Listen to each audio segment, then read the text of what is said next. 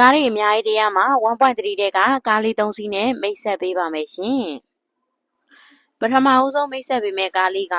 Master Demio 2010 model ပါမန္တလေးလိုင်စင်တက်တန်းအသစ်နဲ့ရမှာပါတက်တန်းတို့ရင်းစစ်ပြီးသားပါရှင်နီနံမိတ်တူကင်းပါတယ်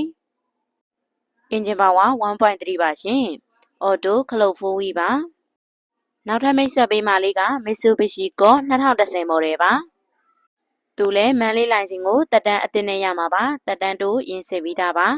အင်ဂျင်ပါဝါ1.3ကို CVT gear နဲ့ပါရှင် grade က very great ပါနောက်ဆုံးမိတ်ဆက်ပေးမှလေးကလည်း Master Demio 2011 model ပါမန္တလေးလိုင်စင်ပါရှင်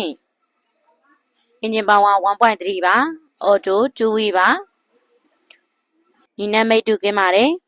ပန်ရှင်အမည်ပါရှင်ကာလာကခဲရောင်ပါ